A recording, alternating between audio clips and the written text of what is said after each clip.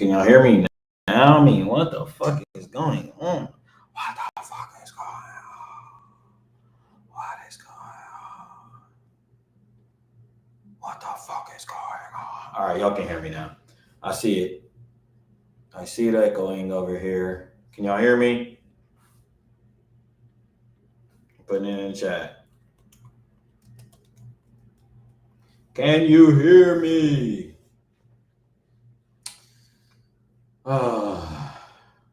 This stream is fucked.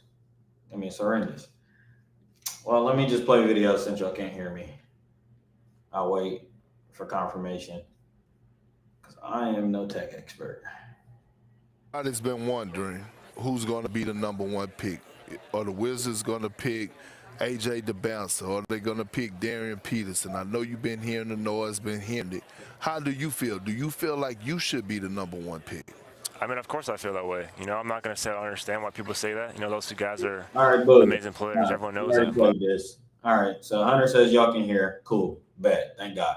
So what I was saying was that YouTube is doing some shiesty ass shit, and I know it's going to be soon before they just make all of the platforms premium subscription to where you got to spend, a $10.99 type price just to get on Twitter, just to get on Facebook, yada yada yada. So I'm just sick of. I'm sad that everybody sold out. The streamers, the podcasters, everybody's just seemed to have sold out.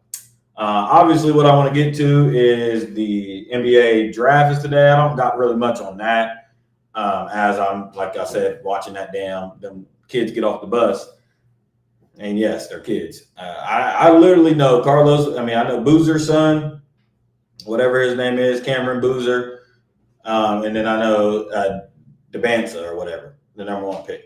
I think I might know one or two other players, but I don't know them by face or name recognition. They don't have a lot of that. Now, a lot of people are telling me this is going to be one of the best drafts in a long time. We'll see. I'll be the fucking judge of that. I'm just as critical as I've been with the NBA. He said NBA draft is today. It is. It was kind of news to me. I didn't really know it until Sunday when they started doing all this trade talk shit. I'm like, I don't understand where this is coming from. No, okay, the draft. But yeah, the BET Awards is on today too. Go figure. But yeah, matter of fact, the draft is on in 30 minutes. Here at 8 o'clock, the NBA draft is on. But yeah, I don't know a lot of these players. I do like the direction the NBA is headed into. Like, we're so post Big Three era. I do appreciate that. I do like that. We're so post, like, the Knicks winning also put a fucking nail in the coffin when it comes to free agent, like move in and shit. We'll talk about Julius Randle. I thought the fucking Timberwolves just did Julius Randle so fucking dirty. Sending him back to New York after New York just won. They were like, dude, we're done with you. You're fucking damaged goods. We traded Karl Anthony Towns, our franchise player, for you. A head-up trade, just last year. Head-up trade, right? 2 years ago. They win the fucking title. You look fucking awful in the playoffs. We're going to trade you back to New York after the Knicks win, and you're going to sit in fucking Brooklyn. You're going to sit in Brooklyn and have to deal with the vitriol of just being in New York. I mean, that's pain. That's hate. That's pure fucking Minnesota hate. Sending Randall back to New York after they just won the fucking title is crazy. And not even to the Knicks. You go play with the fucking Nets, dog. But obviously, like I said, big news out of the NBA is the Giannis trade, right? I'm just trying to pull it up. The Giannis trade, Giannis goes to the fucking Miami Heat. He gets traded for a whole bunch of scrubs, Tyler Hero now. I don't want to spend time talking about the Bucks. They don't move a fucking needle. However, Giannis going to the Heat is interesting. I think hopefully Marquise is on here. I know he's a long time Miami fan. He through and through. He's held strong before LeBron, during LeBron, after LeBron. He's maintained being a Miami Heat fan. So shout out to you. Y'all do got Giannis. Y'all do seem to get. I mean, Miami's on that list of teams that can attract superstars. As we know, I mean, who would want to play in Miami? Obviously. But, big free agent signings. I can think they had Tim Hardaway. They had Jamal Mashburn. Then they get Dwayne Wade through the draft. They get Shaq, free agent sign and trade. Obviously, the Big Three situation. Then they get Jimmy Butler when he was really sought after. So Miami, has not really been Alonzo Mourning. They've not been foreign to stars, obviously. So Giannis, he said invite. I got an hour. Let me send the invite out. Yeah, Giannis going to the Heat Pat Riley's obviously going to be able to get him in, and I think to what the Ramona Shelburne or whoever said that, I think Giannis fits Heat culture, so that's good.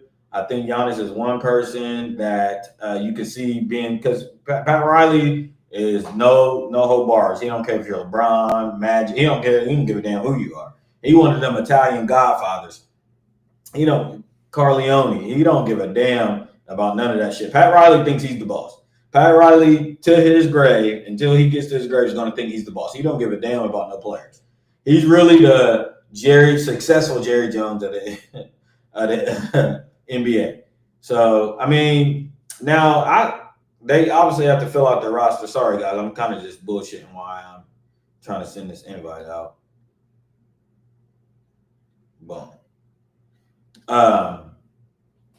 Obviously, we got to see them build the rest of the roster out. I think that they're really hard capped right now with $18 million is all they can spend.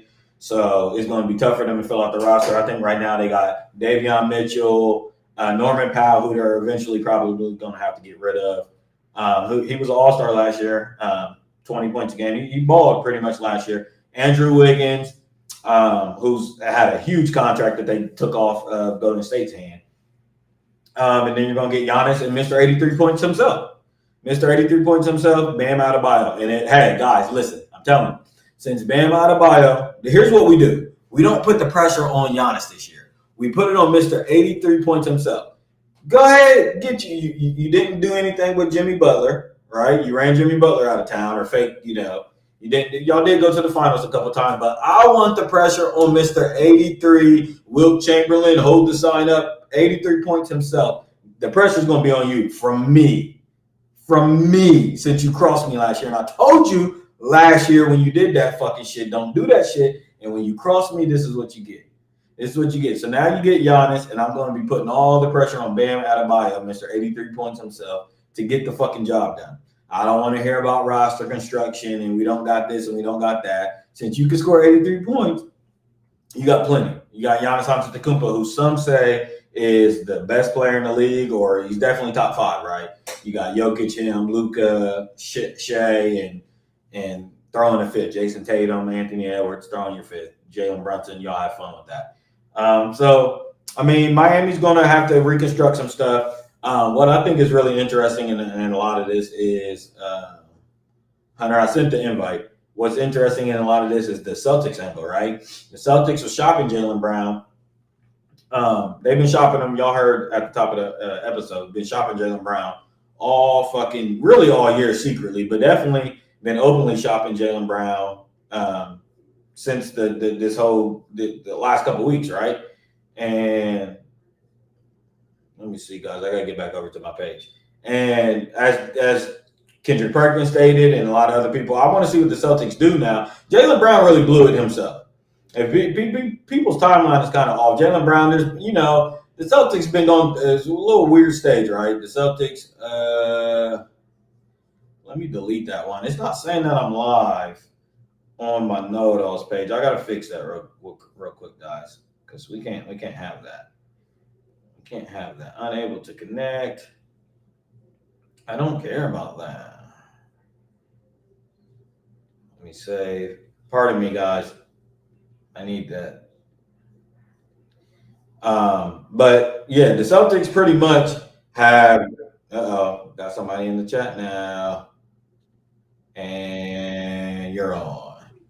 Yo, can you hear? Yep. All right, what's going on? What'd you say about the NBA draft? Didn't know it was today. Would you know the NFL draft was on? Yeah. Do you know any players in the draft? Boozer. That's it. And what there's that other dude. Who? Yeah. The dude from Bayou. BYU, yeah. Yep. Yeah, I know. Yeah. I know of him. I've never seen him play one fucking.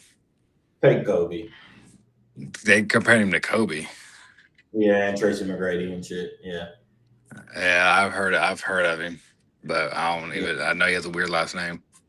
Yeah, it's supposed to be Abadansa or whatever. Supposed to be going to Washington with Trae Young and Anthony Davis, and I can't wait for that to happen. So pressure can be on Anthony Davis. I get so sick. I was on here before you jumped on talking about Bam Adebayo, and you seen the Giannis trade, right? Yeah. Fucking horrible. But well, what's your thoughts on it? I mean, two whack players that can't shoot. Look, just not gonna work. Not even close. What I was saying is, I want the pressure to be on Bam Adebayo, Mr. 83 points himself. Yep. I'm not putting pressure on him. Yep, get it done. Get it done. You got plenty. You got fucking plenty of help. Got Giannis. Yep, you got Giannis and whoever. It don't matter. That's plenty. That's enough. Hold on. I'm trying to fucking connect my. It's not on Facebook. How are you? Was you on here through YouTube? Yeah. Oh shit. I saw it on Facebook though. Yeah, I had it on there originally until I had to take it off to fix the sound. All right. You see, we got two of them. Clive Davis. Bruh. You better chill. What's gonna happen? You know who else was it? Oh, that like Wall Street dude. Yeah. The federal charity. Yeah. Man, I mean, he moves the needle, but like not. I mean, he does. Yeah. He I mean, behind the scenes, but not. No one knows. Right. Exactly. I didn't even know Clive Davis was still alive. I didn't. Them old people like that. It's like I mean, he barely was. Literally. Okay, what's some things? Not some specific things, but what's the overall arching thing you've heard about Clive Davis?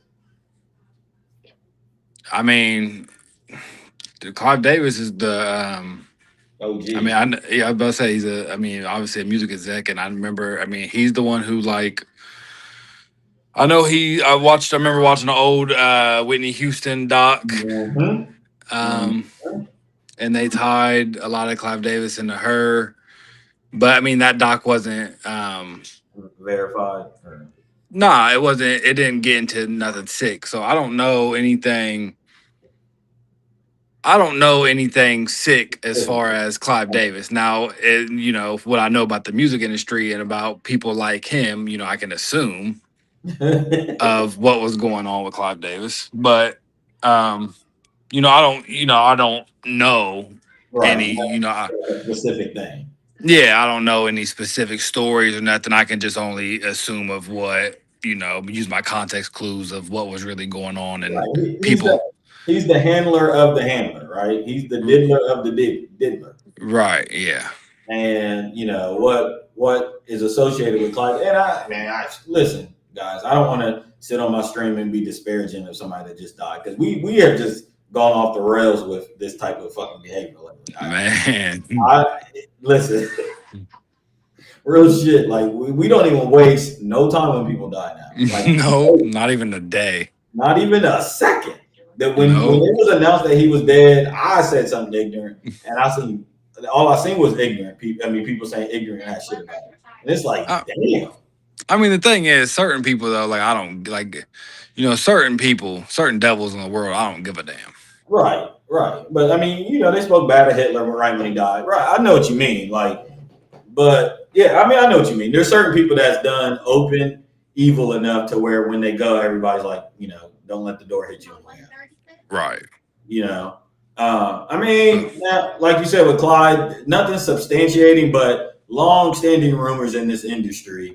If you guys, anybody that follows the entertainment industry or especially the music industry, the name Clive Davis, right? Like Hunter said, heavily associated with Whitney Houston, her upbringing, obviously found her and kind of boasted her career.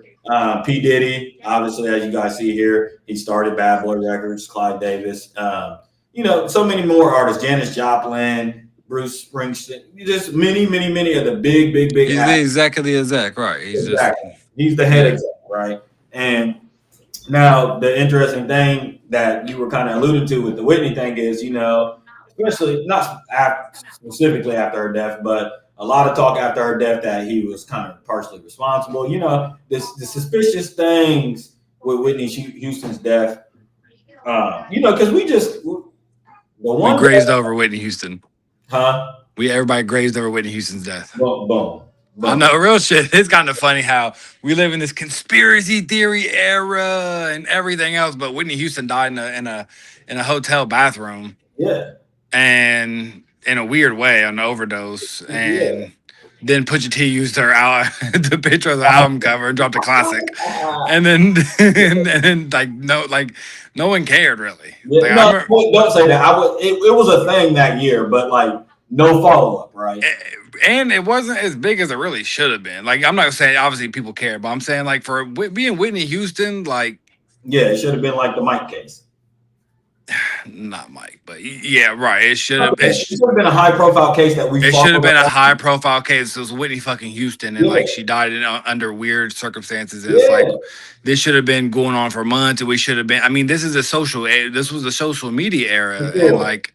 I mean, this was at the start of it, and like I said, I don't want to say that wasn't going on. It was going on, but not like you said to the. It wasn't as loud, yeah, as what you would imagine. And my thing be there's never no follow up. To conclude, it's like these mysterious, like, you know, she dies in a bathtub, fake drown. They fake, you know, try to like allude that it was fucking an overdose, and it's not. You know what I'm saying? Like she died in a fashion. Yeah, and I mean, all her friends came out and said that she wasn't suicidal at all, and she had planned. I mean, it's the same. It's the same stories of that she had plans set up. She had all that shit to where it's just. It didn't fit the narrative of usually people who are suicidal. Right. Usually people who are suicidal don't make plans for the next day. It's the same classic case that we've heard with the exec versus the artist this whole time. Yeah, I mean, for the rights to the music. Drake is alluding to, right? That Drake has to be careful about. And that Kanye West has alluded to a million times. You know what I'm saying? Yeah, right. Same song to dance. And now, again, nothing substantiating. But there was also the thing I watched earlier today when Clive Davis went on to what's my man's name? Fuck, I'll just skip it for purpose. You know what I'm talking about?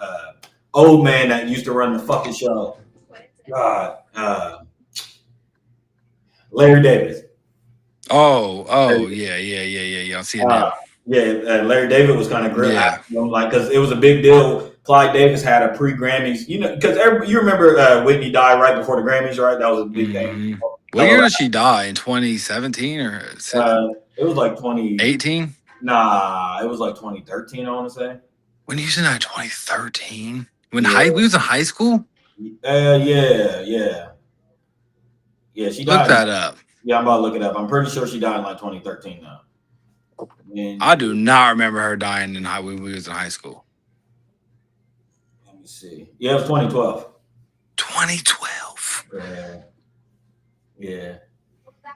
Okay, so it was early social media area. Yeah, so that's what I was saying. It was kind of the beginning. But what you were thinking about is what happened in 2018 where Kanye and Pusha brought it back to the forefront. And they was getting, that's what I was thinking about, Yeah, they brought it back. And because I remember seeing there was documentaries about it. That's what I seen one when I was in my documentary bag.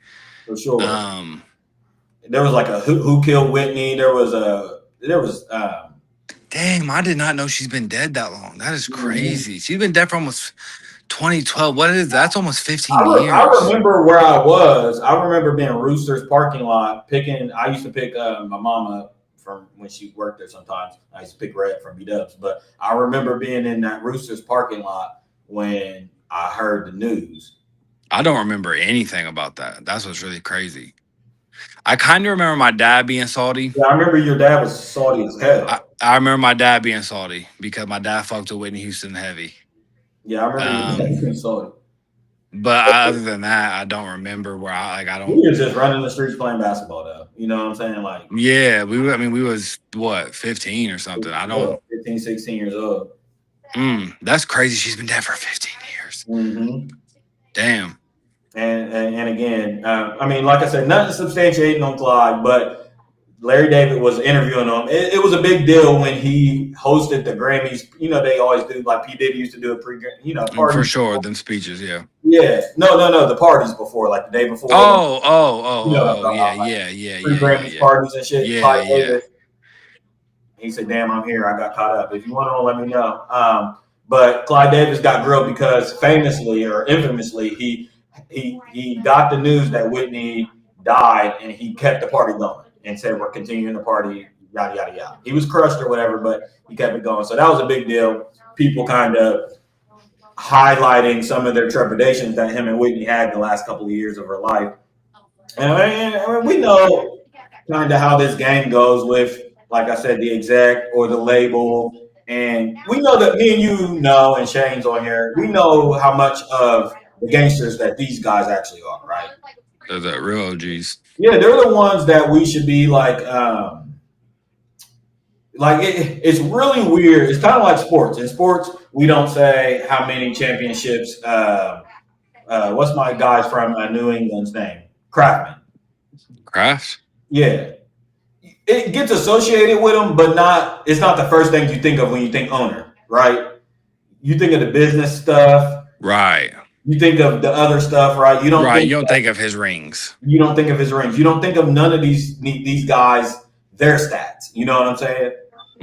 My point is that these guys are the ones that can really pop their shit.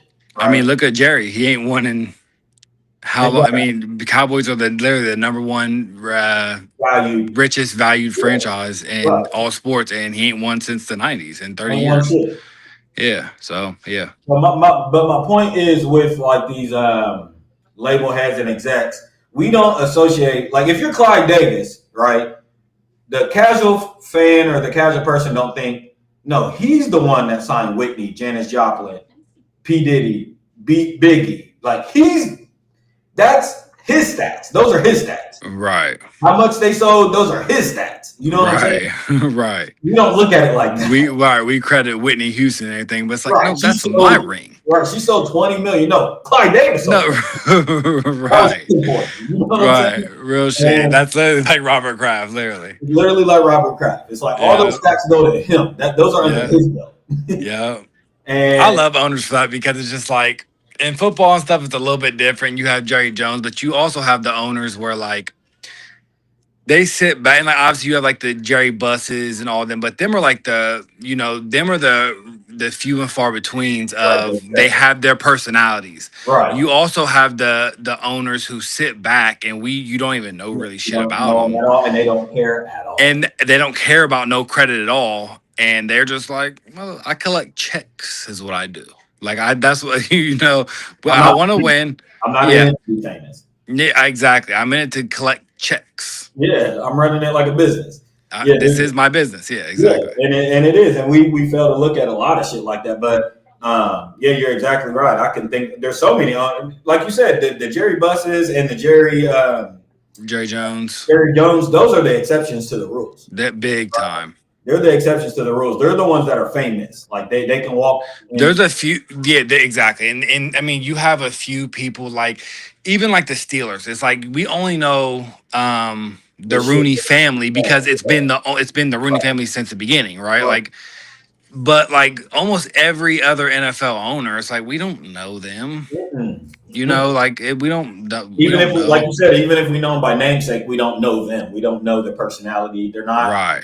They're not putting themselves out there like that. You know what I'm saying? Right. How Jerry Buss was really like the first to do Jerry Buss is a celebrity. Playboy Mansion, all that.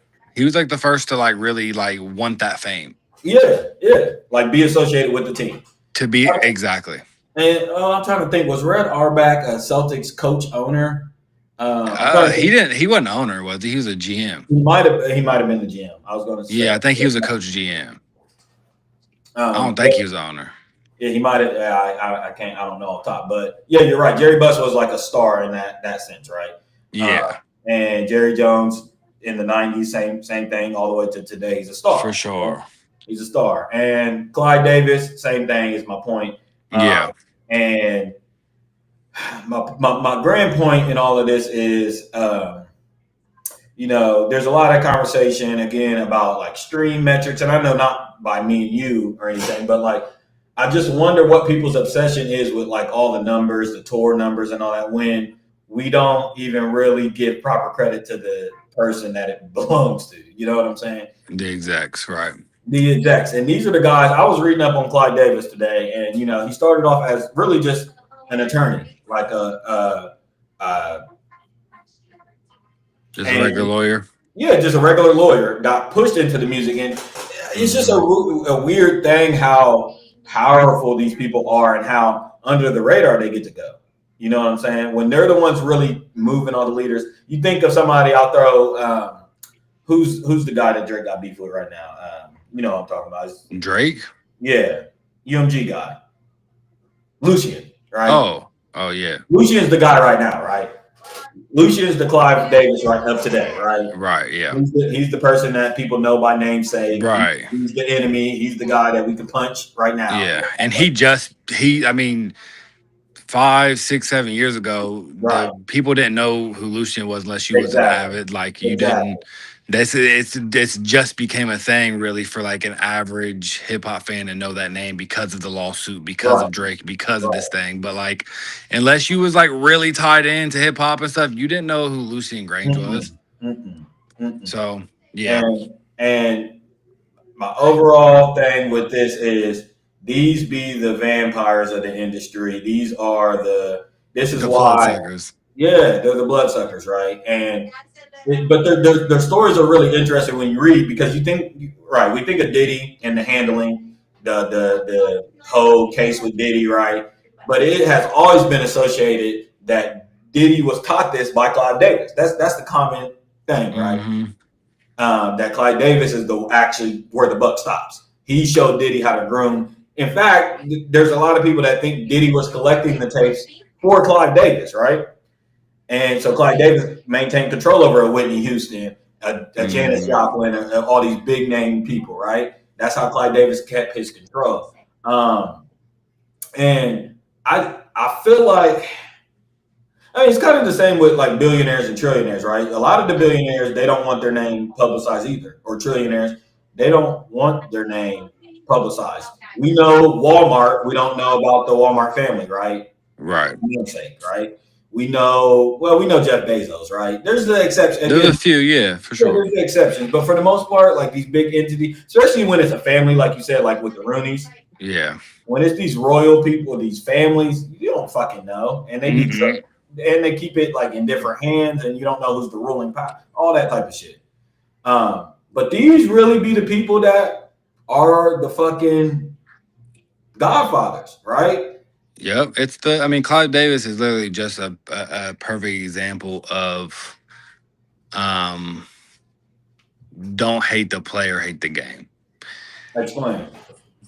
I'm not saying we can't hate the player because we can, but I'm saying in the analogy of the music industry, right? How you just said Clive taught P. Diddy. Well, like someone taught Clive this, right? Like the music industry all around, it ain't just hip hop. I mean, this has been going on since the blues days. This has been going on since the beginning of time. The music industry is you talk about playing under suspicious. Ask Elvis what happened.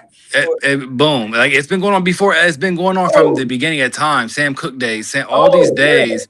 So I mean, it's been fucked up, right? Like it's been exploiting artists. That's been the whole goal of the music industry, and we're in 2026, and still the goal, like today. And even with all the knowledge, even with all the musicians still saying, "Stop signing these deals, stop signing," it's still the goal. And so I mean, it's almost like you said at the beginning of your statement was like these motherfuckers run like a business, and like you're in the business, and I work for businesses, and it's cut and dry. It's like to them, like for people like us who appreciate art so much, we see both sides, right? Like we see the artist's view, and we're like, that's fucked up, right? But for someone like you who literally runs a business, you're like the bottom line. The bottom line. That's like word. Clive don't give a damn about the art. No, Clive cares about the record sales and the tour numbers. He don't care about Whitney Houston's voice. He cares about Whitney Houston pushing them Barack. units. Yeah, Exactly. Barack. And who can and if you're done pushing units, on to the next one. We see it all the time, especially We see all the time. exactly. So it's and I say that to say when I put the analogy of don't hate the player, don't hate the or hate the game is the music industry, man, is just it's It's predatorial. yeah, it's just, and it's been like that from the start, and it's I mean in every genre of music, in literally every single genre. So I mean it's definitely worse than hip hop because of we could go on a long reason. I mean you know why it's just way easier to Suck the blood. prey on. It's way easier to prey on certain It's like predatory lending. Yeah, right, exactly. But still, in every single genre of music, it's like that. So, in fact, I think a lot of what you're saying was highlighted in the Michael movie too. By the way, for the audience, if you watch the Michael movie, a lot they didn't get into. I mean, hopefully the second movie, and we can talk about this real quick. Hopefully the second movie, from what we're hearing, and I don't mean the sexual accusations. I mean Michael's label. Right. Hopefully the second movie will get into more of that, right? Because I mean, everybody knows, or if they don't know, Michael was a shrewd business operator, and he was about business. And big time. Michael had major fights with record industries. I mean, all the way, literally up until his dying breath, like his last breath, literally. Yep. From day one. From day one. Yep. Right, and you thought we use the word predatory, blood sucking. I mean, how do y'all think they did with a 5-year-old, right, or a 7, whatever? However, oh my God. Right. How do y'all think they did? You think they gave him a fair shake in the beginning? Right. Like, please, he's probably the most taken advantage of artist of all time. You know what I'm saying? Mm-hmm. And he started fighting back, and they're like, "Whoa!" Exactly. We don't like that. And we don't like this. And then he gained too much power too, right? Bought the Beatles catalog, and they're like, "Whoa, You just bought the most powerful catalog in music. Whoa, what are you doing? And you're Michael Jackson, and you have your catalog. You have the Beatles and Michael Jackson's catalog. Like, whoa, slow down now. Taking too much market share, way too much. How do you Or go ahead, finish. No, you go ahead. I need a question. Well, just to transition a little bit, but stay on music. How do you feel? Are you familiar with Oliver Stone? I was going to ask you earlier when we first started talking about it. I'm not real familiar, but yeah, I know the general. So I only know him because he I watch Bad Friends, the podcast with Bobby Lee and Andrew Santino, and he's came on there a few times, and he fucks with them. He's in that I don't know if you've seen any of his music, but he's in that like weird comment like them videos he does whatever. Yeah. But then I found out he made that one song, that like viral song, that life goes on and on, like that song that got popular during COVID or whatever. I'm like, oh, that's him. I didn't even know. But that how you just brought up about the Clive Davis and Whitney Houston, what Kanye alludes to, and what Drake better be careful of and shit. And people are making a big thing about not necessarily with his music, right? And execs kind of for that, but what he was. I don't know if you've been seeing any of the shit that he was into. I seen a video of him on a boat. Go ahead. Yeah, I mean that's one of the videos, but he was into a lot of UAPs and the disclosure stuff. Yeah, he was into a lot of that, like big time though. Okay. And it's just it's just always just very interesting timing. It's just very convenient. It's always it's like his helicopter went down and I never believe helicopters are falling out of the sky. And not never, but when there's celebrities in them, I rarely believe helicopters falling out of the sky. That's a topic for another day. But yeah, that's a sticky situation for us. But it really will make me mad. But yeah, but I'm just saying it's always where our brains always go when it comes down to like when I see point A and then something happens, it's just I'm trying to find the reason. Right, exactly. Like, and obviously it could just be a coincidence, but like, come on, dude. From what I've been seeing is that he found out some crazy shit, and they killed him for it. So hey, I'm just saying they literally just pulled this with Angie Stone last year, guys, and then you got Tay Keith who just died. That just blew under the wind. Tay Keith, I forgot it. Yeah, right. You got these high profile, and I mean, not Tay. I mean, Tay Keith's a pretty big name, but not. He's not Whitney Houston, right? No, yeah. So, but my point is that these suspicious death with these artists, I know you remember this, so I'll use this as a reference point. Back in 2018, 19, when Young Dolph died, remember all them Atlantic record artists was dying, and that was people were like, there was a period where people were finding out a whole bunch of rappers and artists from Atlantic Records was dying, and when Young Dolph died and XXXTentacion died, that whole little era, people was like going on Google, looking up Atlantic artists and finding out how many under their umbrella was being killed. Right. I say that to I mean, these people are shrewd killers, man, and that they're gonna kill you in a way. Obviously, I mean, it's not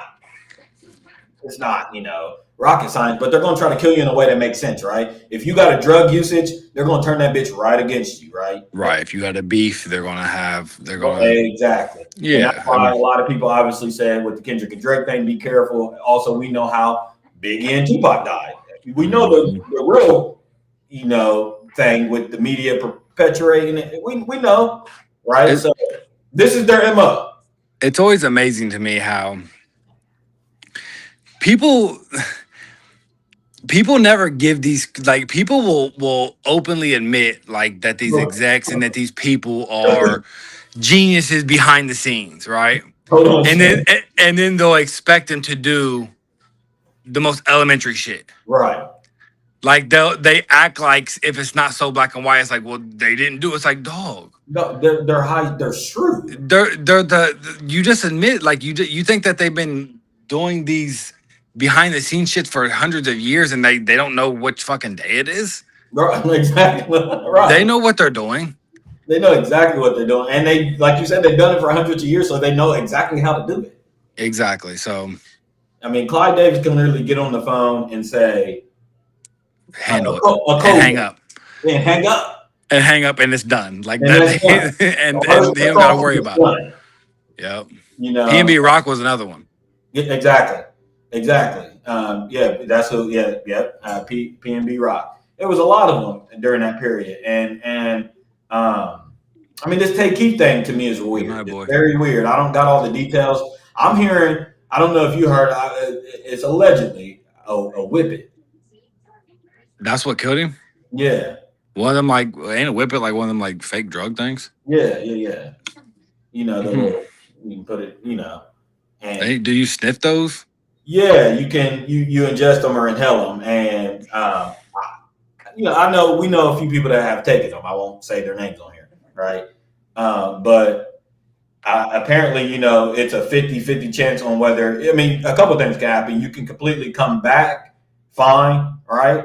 You can misfire once you take it. It can hit your brain wire, one of your brain waves a certain way, and you'll just never be the same. Like, you'll be lost. You know what I mean? Like, not all the way there when you come back. And then the other thing is death. So people just do crazy ass shit, man. People do crazy shit, and that's one. Like, if them are the options, I'm cool. Like, you know how some certain drugs like that are. I don't know if that's a common known thing that's an option, right? Because the people that I seen taking them took them like it was no consequence.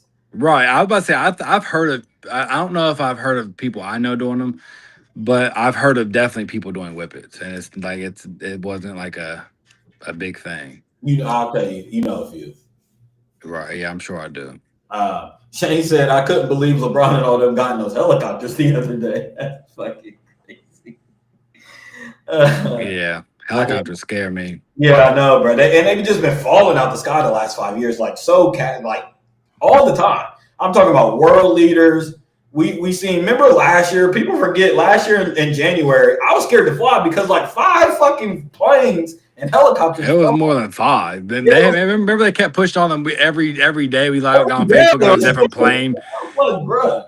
all them planes kept crashing and everything. We was like, okay, We was dude, like looking we up. get it. We was looking up. What was it? The 730. We was looking up Boeing and what?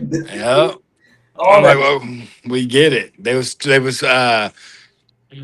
was the one of the people that died in the New York. Yeah, What did they fall in the or the they river. crashed? They Yeah. crashed in the Mhm. river. Yeah, they hit another plane. Mm-hmm. And it was weird. It was crazy. And the Black Hawk helicopter that went out, and when it went out, that video was crazy because the power just like shot out. Like it was flying, it was hovering. The power just went completely out, and it just lost all control. You know, usually when a plane crashes or whatever, you'll see them kind of like losing control, like going down, and the pilot's still trying to fight, right? Right. It was like an electric thing that went out and it just completely lost control. So yeah, I don't know why they got on the plane the helicopters either, Shane. Yeah, rest in peace. Seriously, I mean, because I seen Jermaine Dupri shot because I've seen mixed emotions with Clive Davis, right? Jermaine Dupri just on Twitter just earlier said, "Shout out to Clive. I want BET to do a icon, legendary. You know, he's put a lot of black music to the forefront." Which, yeah, I mean, you think of. I'm about to share my screen, and we're gonna look up all the people Clive Davis had under his thing. Let me see, Clive Davis artist.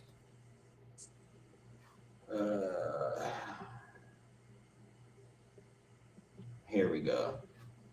You tell me how you like it. You like to collect shit, right? You tell me. Tell me if you would like this. So Whitney Houston, right? You like that? Mm-hmm. I mean, it was Bruce Springsteen. We know, right? He's big, right? Yep. He's a legend. Billy, ain't he big? Who? Billy who? Billy Joe. Yeah. Janis Joplin. Aretha fucking Franklin. Yep. Barry Manilow. Aerosmith is pretty big. Mm-hmm. Alicia Keys, Jennifer Hudson, Maroon 5, Rod Stewart, Kelly Clarkson. I remember his beef with Kelly Clarkson. Don't ask me how. Dionne Warwick and Usher, Outkast, Biggie. Like, geez. You know what I'm saying? Yeah. So, I mean, Jermaine Dupri saying he pushed a lot of our music to the forefront, and for that, he needs to be recognized. But I'm also hearing a lot of, like, you know, don't let the door hit you on the way out type shit. So, whatever the BET Awards decides to do, you'll have to let me know. that is fucking Baby King's performing. Baby King's performing. Did you see? I know you didn't see this, and we'll get off hip hop after this. Well, no, we won't. I got another question about somebody else that I want you to get into, and I know you will. But Young Boy did a song with Pharrell. I just heard it an hour I didn't ago. hear it. You heard it? Yep, and I was about to tag you in it because I said yep. I was about to literally tag you in it and was saying this is what we need because it was a good. The thing is, I didn't love the beat, but I mean, it was high production. Like it was just I didn't like it was because the thing about it is like if we're keeping it like even though Pharrell did get gritty on that that Clips album, oh God, did he? But you know what I mean. Pharrell can get in that bag that we hate, that you don't want. That happy. Boom, and it's kind of like a mixture. It's kind of like a mix. Yeah, he has some shit. He has some shit where I was like, I wouldn't love this beat, but it's not computer beats. Right. It's Pharrell. It's real. Yeah. Yeah, I seen them. I just seen it right before, like them on a runway or some shit. I gotta tap into that because I'm sold on that being. He'll never do a full album like that, but he needs to. I don't know. I wouldn't say never. Not with the full producer like that. He just don't. I told you why, bro. Because not with one. He won't lock in with one, but I can see him I could see him doing like getting it executive produced. He would really have to get some. I mean, he signed. He would really have to get with somebody, and it not Dr. Dre, but like I could see it being executive produced by. He can let motherfucking Top Dog executive produce it, bro. I'm like, yeah. This is why I don't see him doing it. He has a dude named Jason. Yeah. That does all his shit, and it's like a 40-year-old white dude. And that's his 40. That's his Drake's 40. That's his 40. I mean, pretty much. In-house producer is what I mean. Right, and he does literally all of YoungBoy's shit. And YoungBoy is a dude who has been, whether you agree or whether you don't, YoungBoy feels like he has been blackballed. YoungBoy don't fuck with the industry at all. Right. That's how he feels. So, and YoungBoy also remains loyal to his guy. Like YoungBoy fucks with Jason. Jason lives with him for the most part. He tried when he was on house arrest. He did all his projects. All his projects is the same guy. So like I don't see him. He won't let Jason go. Yeah. Me and Biggs talk about it all the time. That's why I've been telling Biggs for 5 years. He's like, "You not let Jason ain't going nowhere." I'm like, Jason needs to leave. But yeah. He don't fire, but because we know, I think what we're saying is Jason. I don't think Jason would allow. Like when it says Kanye West executive produced it don't mean, or Dr. Dre, for instance, when it used to say Dr. Dre executive produced it, it didn't. That means they approve it. Yeah, that means they listen to the album and say, "Well, and they give you advice during the mixing." Yeah, right. Yeah, that's all I mean. You can still use your producer. Yeah, for sure. Dr. Dre don't make fucking beats, fools. No, right. He ain't made beats for a long time. He ain't made beats in a long fucking time. He goes in the studio and says, "Cut this down, put this here, do that." Like Kanye does the same thing. Pharrell did the same thing, right? Well, Pharrell makes beats as well. Kanye still makes beats too, yeah. And Kanye makes beats too. Yeah. But yeah, YoungBoy, I mean, I think that's the touch that he needs. We just need. There's no doubt. I mean, needs to drop like, a great album for sure. Yeah, and I mean it on the mainstream level, right? I don't see. I mean, I just can't. It's so hard for me to see him getting on like having like radio. So I just can't. I just can't see. I just can't like fathom. I mean, he has radio songs. I've heard him on the radio, but no, you haven't. We already did this. I've heard YoungBoy on the radio. No, you haven't. Actually, I shouldn't say that. Yeah, when we looked up his biggest Billboard song ever was like 70, and it was the song that we played with it's the song with Amigos. Okay, that's songs like that I'm thinking. And I mean, but that was it. That's his only top 100 Billboard hit ever.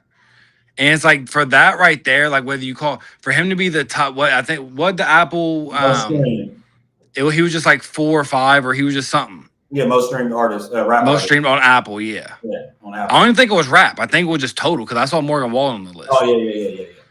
So I think it was just total. He was like came in 4 or maybe 5. He was top 5. I know that for sure.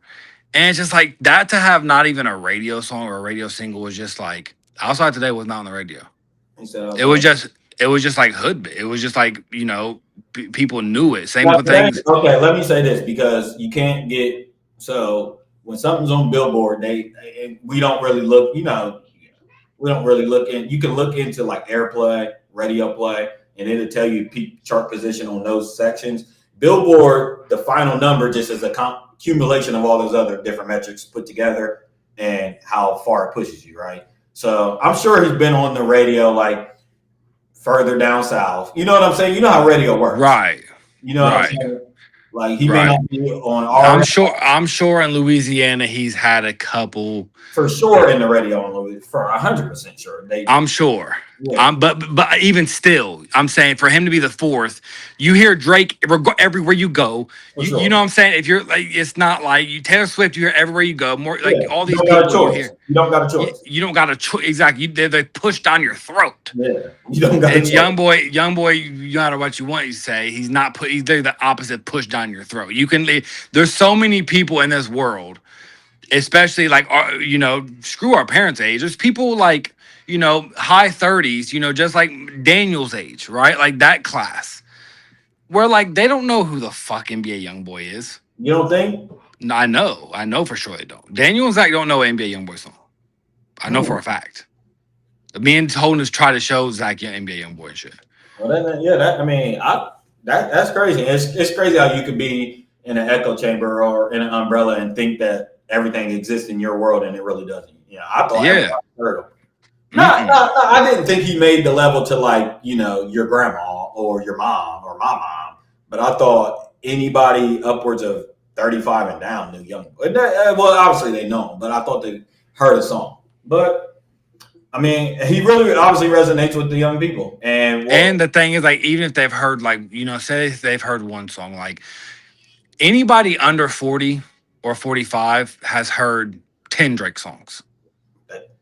Even if they don't know it, they've heard more. Even if they don't know it, like they can't name them, but like we could play 10 Drake songs. They're like, I've heard that somewhere, and I hated it. Yep. And I've hated it. Or like, who was the other top 3 songs? It was like Taylor Swift. We've all heard 10 Taylor Swift songs. Yep. We've all, like, there was I can't think of the other people. The people in front of him. Probably on there. I don't think he was above YoungBoy. Nah. Oh, you meant above? Because I meant the people who was like above him. Even like Morgan Wallen. Like, I don't listen to Morgan Wallen, but like we all know like Morgan Wallen songs. You know a few Morgan Wallen songs. For sure. So like that's my point. Is just like it's crazy that he's like that high on those lists, and like he's just not like how everybody else they're universal, and they're pushed on our throat. He's just not pushed on our throat, and that's why it's just I don't see him ever getting pushed on our throat to them level. I just can't. I just don't. He's just too problematic. He just don't. Not clean enough. And like you say, where me and you had a discussion a while ago about Kendrick Lamar and shit, and I remember you was saying play the game. Right. Kendrick, and he's just not going to do that. Right. Kendrick found out, like, I'll play the fucking game. And, like, I'll play Kendrick, learn how to play the game masterful and get his music and play the game and do what he wanted to do. YoungBoy's just not going to do that. And, like, that's why he'll never. My prediction is that he does do it, but he doesn't. That's where his fall off is. That's always been my prediction. That I've always kind of enticed him to play the game because I'm not rooting against YoungBoy, but I want to see. In order for me to crown you and put a crown on your head as the GOAT of a generation, his case is so weird because, like you said, we've never seen anything like it, to be honest. Nah, I've been trying to tell people, man, he's one of the weirdest, and you just can't compare him to no one. And I'm not saying that like sucking. I'm just saying it's just so weird because, like, and I'm not saying I called this because I agreed with you in the time. I remember. Back when this was before, when I first moved home, this was before SZA dropped her last album, SOS. I remember me and you having a conversation at my dad's house, it was actually right when she dropped it, because it was the same. It was the same conversation we was laughing about why Kendrick didn't repost her album. And we was laughing. But during that same conversation, I was saying I think that YoungBoy will be a superstar. Yeah. And you made the point. I don't know if it was that conversation or maybe another one, but you were saying and because we was talking about tours. And I actually, in the same conversation, I was disagreeing with Khalil and Big, saying he can't sell out stadiums. Oh yeah. Because his fans ain't buying stadiums. You know what I'm saying? His fans aren't the fans that's going to do that. Right. We just saw him sell out a whole entire fucking tour and add shows. And, like, we just saw that in real life. It was the news of 2025. Yeah. Like, we just saw him do that. And it was just like, I went to the show. It was fucking bizarre. Yeah. And so we know he got real fans. He's putting asses we know that he's put, like, in that right there. But then, like I said, then you'll say, like, he'll drop an album and it'll sell 20,000 copies. Right. And it's like, well, add up. Me and Shane went to the Wale concert, and Wale sold out 2,000 seats. YoungBoy's selling out, not stadiums. He's selling out arenas. I mean, it's 17,000, 19,000. Right. Everywhere he goes, though. Because I remember me and you having a conversation. We was like, yeah, well, he could probably do, like, Louisiana and Texas. Yeah. But, like, and we both was like, well, if he hits Cali, if he can hit California and sell out those markets and sell out, the Mid-East markets. Mm-hmm. And then he went and did, like, 3 shows in California and sold them all out. And we're like, I remember thinking, like, damn, okay. And he sold out every show. I remember thinking, like, okay. Now, this is where my real litmus test comes in, because YoungBoy also didn't perform for like 5 years, right? Mm-hmm. Mm-hmm. So that's part of it. Man, hide. That's part of it. YoungBoy's about to go back on tour. I've just seen that. He's about to go back on tour, and I'll be there. But let's see how this tour does, right? Right. If he does it again, then we're gonna have to be like, okay. But if we see a fall off, we can kind of credit. I want to rewind you. If he does it again, what do we? I know what you mean by saying, okay, he's here. I mean, I'm just saying that the first tour was legit. Is all I'm saying. Right. That's all I'm saying. I'm saying okay. I'm saying that first tour was It's not a fluke. legit. I got you. Yeah, I seen he's going on tour. My thing would be, like you said, it's a really, really weird thing. There's somebody that comes to mind, and don't kill me for saying this, guys, but there's the artist Russ, who's, he's been pushing the whole independent way for a decade, right? And Russ's thing for 10 years has been, he's been heavy on these people that do all these streaming numbers, but they can't fill asses and seats. And I've never been to a Russ tour, but I've only heard that Russ tours are always sold out. Russ really sells tickets. Russ has real fans, a real fan base, and he's able to sustain his career based off that. So my question, or my curiosity with the YoungBoy situation is, if he's able to go on tour and do this again, but he doesn't do anything else, so what? Or like what is that? Is he just going to be a touring artist? Is he never going to break through? Well, the thing is with Russ is like, because I don't know if it was me or you or whatever, but like Russ's biggest show ever was what YoungBoy did. Like his biggest show ever was like 15,000. Okay. So that's the thing with like, he's so low budget compared to a YoungBoy. Yeah. YoungBoy better. That's definitely the king of the generation who's competing. Well, right. I mean, I'll leave that on the screen. Well, I mean, that's the problem, right?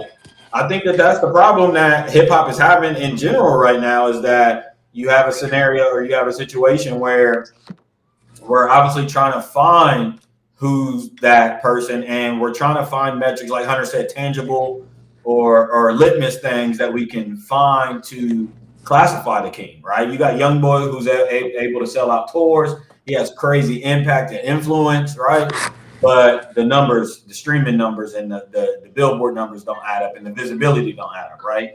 Then you got an artist like Jid, who's old as fucking dog dirt, and he got the fake classic 2022. Everybody saying it's better, the best album of the year, and he's actually the really good at rapping, right? You got that, right? But he's old as fuck. Then you got the Baby King, who just sat down and done the interview and said he's bigger than, not the big three currently, but he's bigger than the big three conversations. He wants to be the biggest and the best, right? And you got a Baby King who's able to sell out tours and is going on a stadium tour with Kendrick, or arena tours. And we also went to the Mr. Morale tour, and we've seen how Baby King can pack that bitch out, right? That's a cheat code though. That don't count. But we've seen him consistently. The biggest and best concert, if anybody out there has not seen it and does not know, the biggest and best concert going on right now is still to this day, 5 years later, Baby King performing Family Ties. It's still the craziest thing you see in hip hop. It reminds me of Travis Scott back in 2015, his mosh pits and his concerts, right? Go look at those Baby King concerts where they're performing Family Ties every time, and it's a crazy situation. And Baby King's on tour right now with Casino, right? And now I don't think he's doing as much as YoungBoy did with his tour as far as venue size. But I mean, being able to move the crowd, having that energy, and being a touring artist. My point was that Baby King is that. Yeah. I mean, it's different, right? I mean, that's comparing to me apples and oranges. I mean, this is what I'll say about that is. Hold on real quick. Does YoungBoy have a song bigger than Family Ties? No. Not Impact. Okay. No, not even close. Not even remotely close. Let me ask you in a different way, like impactful wise. Because I think they're both impactful records. I think YoungBoy has more impactful records though. Like to the streets and just like to like overall and culture. Yeah, I mean, yes. Okay. I mean, like if you put them both on in a club. Yeah. YoungBoy has the bigger songs, right? it depends what. Yeah, I think if I think so. if we're in a club, if we're in camp, Yeah, I think so. I think so as well, right? Yeah, But I think Family Ties is one of them records where it hits that demographic too that we're talking about. it does a little bit. It does a little Whether they bit. know it or not, whether they like the song or not, they know it, right? You're right. But it also gets the Mitchells of the world, right? You know what I mean? It also gets like the Travis Scott type fans. You know what I mean? Right. He said, "Young boy's like a god down here," and I mean, like I said, I mean, the attributes that I associated with Young Boy was impact, influential. I mean, from dressing, from the YN era, like we're post drill, we're post drill era, and we're in the YN era, and that's all going to be credited to Young Boy. When history's all said and done, I won't forget. I'll make sure that history's documented that this. I hate. Shane said they have whole Young Boy sets damn near. And thing is, I hate when I was in Houston and I would hear Young Boy. They always doing chop up versions of his shit, and they'll do speed up versions, and it drives me crazy. That's that Houston shit, though. That's that. They'll like speed it up real fast. And it's like, bitch, slow it down. But this is what I will say, man. I mean, for someone who has went to, I went to my fair share amount of concerts in my life, and I've been to Goats, and I've been to, some of my favorites. We got to still go to a weekend, but we gotta go to the weekend. But I've checked a lot of my guys off. You know what I'm saying? Like there's I went to a lot of good concerts, and I think the best I've ever went to was Mr. Morale.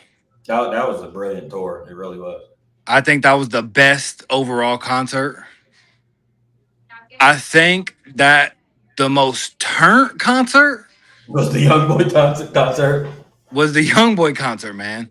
Like, I just wish you could like encapsulate that, man, because it was really fucking crazy, dude. And it was just something like I've never seen before. Like I said, I've been to a lot of my favorites concerts. I've been to, we've been to concerts. Yeah, I've been to A list, I've been to B list, I've been to like front rows. I've been to like, it's not like I've been to one or two concerts, you know what I mean? And to where I don't have a decent sample size. I've been to J. Cole's concerts, I've been to my favorites, and I've had don't get me wrong, they were turned as fuck. But there was just something about the energy in that Young Boy concert. Every song, you would just look at the crowd, bruh. The way he moved, Everybody was going fucking bananas. No pun intended. And he said he's a god down there. God. But I mean, we're in Columbus though. I know. You know what I mean? Like we're literally in Columbus, and he has Columbus, Ohio, fucked up. Right. And like I said, that the energy in there was just. How Biggs appreciated that concert. You don't get. He don't, and that was his only concert he's ever been to. Exactly. So y'all did him and Holden Holden went to the Kendrick thing too, and he might have gone to another. Yeah. No, I think Holden's only been a Young Boy and Kendrick. I mean, talk about two. They were probably my two. I mean, here's the thing. That J. Cole concert, me, Jesse, and Shane went to. It's a favorite of yours. Yeah, I think those are my three favorite concerts, like them, because it was a favorite, and J. Cole had that bitch turned up, and it was just that night. Like we was just drunk, like it was just everything about that, and just it was so anticipated. J. Cole ran out on stage, and he came out to 95. It was just everything about it. Wasn't that the night Benny and his shit dropped too? No. Okay, that was a different night. No, that was a night we was just going out, and we stopped at a gas station. It was like midnight, and that came out. But yeah, I think like overall, like structured, Mr. Morale was the best concert. I mean, he came out with the fucking puppet and shit. Like it was great. He played the piano, all types of shit. I mean, he was just, and I mean the choreography and all that. Yeah. But now none of us have gone to everybody fans out there. None of us three have gone to a Kanye concert. I'll throw that out there. That's true. And he's known for doing that. But and to give credit to Young Boy though as well, like I remember telling Biggs beforehand, like, hey, expect like 10 of his people to be up there, his guys, right. and be turned up there. Expect this to be like a hood concert. Right.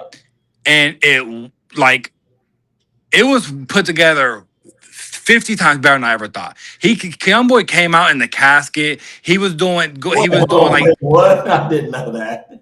yeah, bro. He was doing like acts and shit. He was coming out like he had like having he had the house drop down and shit. He was doing shit, and then like he would be out there solo all the time. I thought the entire time he would just have music playing. Yeah. Nah, Youngboy was out there really performing, and that's why I'm like, okay, like he came out in an interview afterwards and said like, nah, I wanted to take that so serious for everything. I'm like, oh, like I did not think he was going to do that at all. Right. So that added an extra layer for me because I'm like, okay, young boy. Like, because any other concert you looked at before that, it was one of them ones where he had 50 of his homies up on stage. Yeah. And you know the hood concerts where everybody's up there. And, no music. And this was, and he's barely rapping. He's rapping. Nah, this was not that. This was a real concert. So, yeah, this was a real concert. I got to give him that credit for it. And I didn't think that even on the night of, I was telling Biggs, like, don't expect him to really be out there by himself. Right. I literally told him that. and Big afterwards, he was up there by himself almost the whole time. Now, there'd be like during his turn songs, you know what I mean? His turn songs, his homies would come out and start dancing and then get, he'd take his shirt off and get turned. But like, then he'd have his slower songs, sing songs. He'd be out there he'd sit down on his stool and like start singing. I'm like, well, what the fuck? Right, like, he got lifted into the air and shit. Like, I'm like, oh shit, like what the fuck? Young boy spent some of that money. He was spending some of that money. What I told you, the Tiana Taylor did all that. Oh, I forgot you did say that. Tiana Taylor was behind all that shit and was behind the documentary and doing all that shit. Yeah. Okay, then. So he took it serious. Yeah, he's gonna need her again. So Hunter's prediction, or what Hunter wants to see, so we can switch gears, is how Youngboy's new tour turns. Stefan wants to see after the new. I want to see him. I want to see that. I want to see that rocket shit. Hunter said, I want to see it. I don't think you don't know if he's willing to do, some of the devious acts you got to do to really get into where you got to get into. Yeah. And I will say, I do think that his next tour does go crazy because I do think that I do too. He has one of them cult. I mean, he's proved his fans will travel. They will pay money. They will. They will do it. And we got to see. We got to see. And that tour's coming. I think 2027. I think I seen. Yep. 2027. Young boy, you got another couple months off, and then you got to hit the road again. Do you think? But real quick, we got to be quick. Do you think an album comes before it, or is he going off of what he just dropped? No, yeah, of course, an album. He drops 5 albums in a year. That ain't. But is there going to be like a one album that's like for the tour? Like, they name it the Magic. Yeah. You know what I mean? Yeah, there for sure will be. Okay. All right. Well, I got to get you on this, man. I know you haven't seen the performance, the Thailand Future performance, but Future's dropping an album, right? No, I didn't know that. Shane, there you go. Nah, okay. 2 weeks ago, billboards popped up. You know how that's. Wait, he just dropped on Friday? No, he didn't drop. He's dropping. Oh, yeah. I know he's. Yeah, I know. Yeah. I knew he was dropping one. I thought you said he dropped one. I'm like, no. I know you've been wanting to kind of say this one thing or ask this one question about Future. And so let me lay it out first. So first, billboards start popping up on random buildings in New York, Atlanta. I don't know if you guys seen it. And it said TFN or Mr. Big. It was like a mystery reveal type for like a week. Then it came out. It was the title of his album. What is it called? The True Me or something like that. Can't remember. And I mean, I'm not trying to listen. Future has had good PR for the last 10 years, right? 10 years straight. I remember when Future first came in, he really had to fight his way into the industry against auto-tune. Everybody was like, we don't want to hear that. Him and Young Thug used to get slandered. I remember because I was right? But Future was just so fucking dope and literally flooded the market so fucking crazy. I mean, people forget the records with Rihanna. He was doing. Future was killing shit in the beginning. Drunk in Love that he wrote for Beyonce. So people kind of just accepted Future. And then he had his run, right? In 14, 15 with the Dirty Sprite 2. 2015, 26. 2014 through 2016. Yeah. He's all that shit, right? He had his run and then he became a legend, right? So Future's been operating under this legend kind of shield for 6 or 7, 8 years now, right? Yeah. You've had a good question about Future's role in some things and his maturity. I mean, it's annoying. I mean, I don't know the exact question. I think that but I'll preface this my take on Future real quick. Shane said Young Shane just said Young Thug Thug. gets on my nerves bad right now. He didn't used to get on my nerves. I used to like Young Thug a lot, but he's blowing it the last couple of years. Boy, is he! I stopped Young Thug out of my nerves. That argument when Sonny compared him to Wayne. Said he was bigger than Lil Wayne. That's the fucker. That's that it's easy to make an enemy out of me during an argument. But Future, man. I'll preface this. Well, I fucked the Future. Yep. What's funny is I remember you in 2013 in my basement playing shit, and I hated that song. I hated that song. And Drake slid on that remix. I hated shit. But the same Future everybody loves, Beast Mode, Dirty Sprite. That's the legendary Future, and that deserves to get that's legendary shit. And I like Future after. I love artistic Future. You did mention his Rihanna features. That's all goated shit. Mm-hmm. But I think from where hip hop places Future, as this guy, Terrius says he's the GOAT of hip hop. I'm not taking Terrius' opinion because we know how he be delusional with shit. But is it fair to say that like Future's overrated as fuck? And that's really interesting. Go ahead. And once again, people always say that like it's a bad thing. Overrated just means where you're rated, you're overrated. That just means that you're not a legend. Right. You're not great. Right. You're just where they placing you. You're not that great. I don't agree. Right. They be having him as just crazy. Can I ask you real quick? Let me ask you 2 questions, and then I want to answer your question on if he's overrated. One, do you have him on the Mount Rushmore of 2010s? No. Oh, wow. Whoa. So it answers my second question on if you thought he was in the big 3. Because he's definitely not. That's delusional. I think he has a case. Does he have a case? You don't think? How are we? I think that's all hindsight delusional shit. I think it's hindsight. I would always, when they was doing that Mount Rushmore in the 2010s and they was trying to sneak Nicki Minaj on, well, I'll give Nicki. A Mount Rushmore would be 4. I've said Future. I've said Kendrick, Cole, Drake, Future. And then because who else would there be? Because like the Wale's and Big Sean's and Nicki Minaj isn't fucking close. No, come on, don't do that. Don't do that. It will be. I'm putting Future over Nicki Minaj.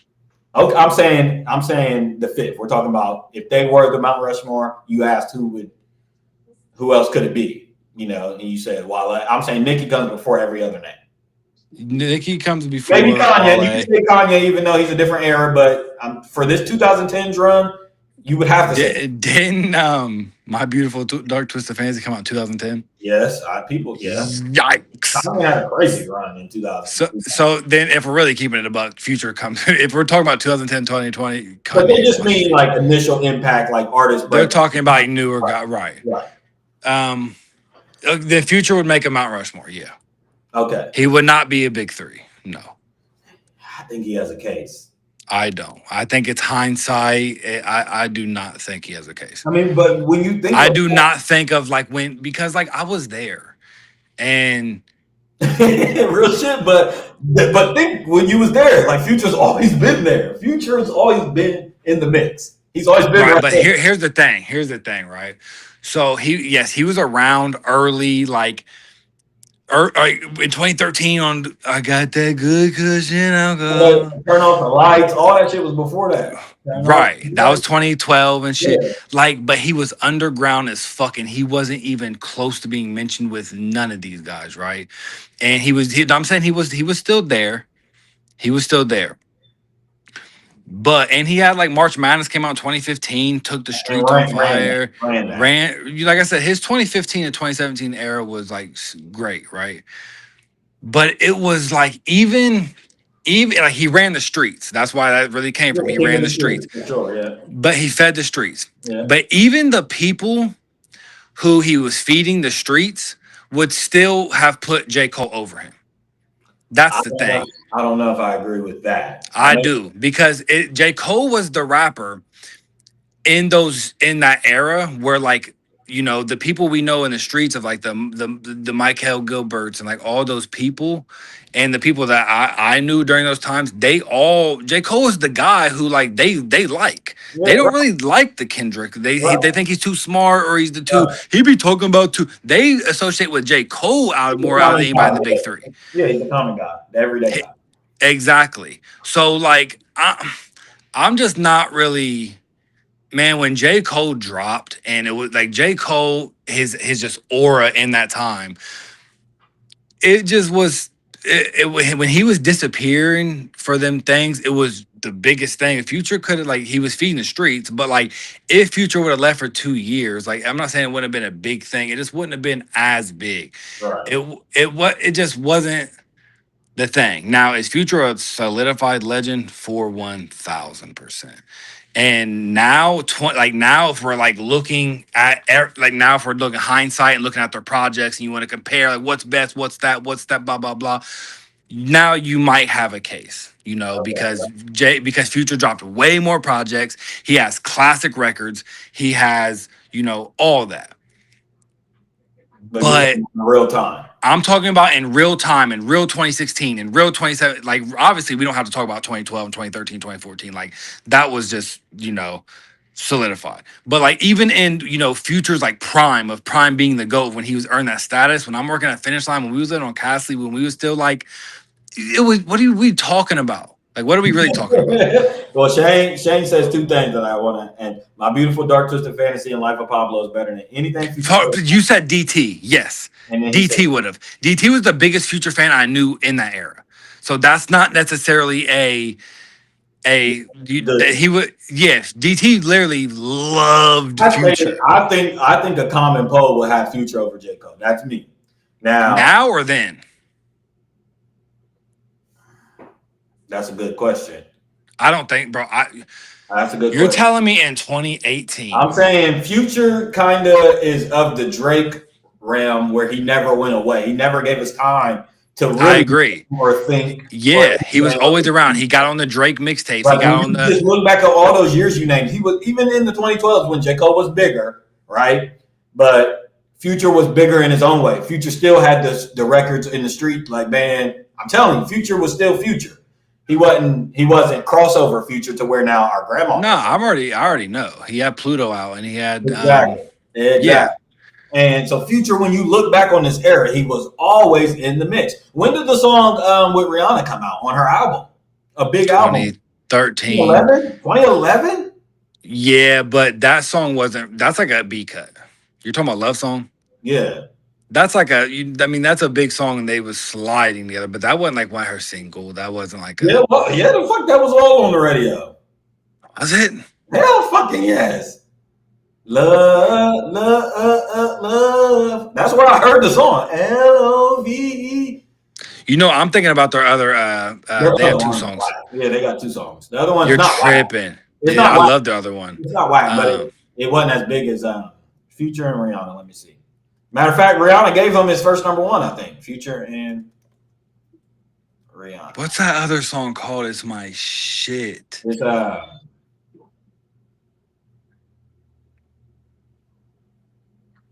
Nah, they have another song. What was the Future song with Lil Wayne? Selfish. That's my shit. What was the song with Future and Lil Wayne where he said Emmett Till bar? Oh my God, beat that pussy up like Emmett Till. But that was a Future song. Yeah. Fuck, what was that song? Not No Worries, but it was that same era. Yeah, same era, yeah. Same era. Let me see now. I don't know. I think Future has a case, but my main getaway was you was making a point that Future's old as fuck. Future's overrated, and I can't stand Future's hair right now, and I can't stand Future changing his age to I'm really 25. I can't stand how he gets a pass after pass after pass. I can't stand how I've never seen anybody It with was his Karate past. Chop. It was Karate Chop. I hated that song then. I've never seen anybody with this past. This past people say J. Cole got. I don't like I seen J. Cole get punched in his face for 2 years. That's what I seen. I seen J. Cole get called every name under the book for 2 whole years. And so I don't get called soft, get called. Now, don't get me wrong. He has done, especially like these interviews that he did after his I album. did not like those. He did not do himself any favors, is all I'm going to say. But Future, what? Talk about it. I need you to talk about it because I'm going to piggyback off you. I'm going to go off on him. So, he just, Future, you know, people forget that the whole beef, you know, obviously it started a long time ago, but like the guy that song, somebody off right, the right, what started this whole thing in full action was Future's song, and was the beef, and he did that because he was beefing with Drake, because Drake did an album with 21 Savage. That's exactly what happened. People forgot that he dropped 2 albums back-to-back weeks. And saying we don't trust you, and named them after Drake. Yeah, we still don't trust you. And Metro Boomin did a whole diss track and beat about Drake, and like, so now, okay, cool, right? Fast forward, Drake. I mean, Future's on Drake's album with no explanation.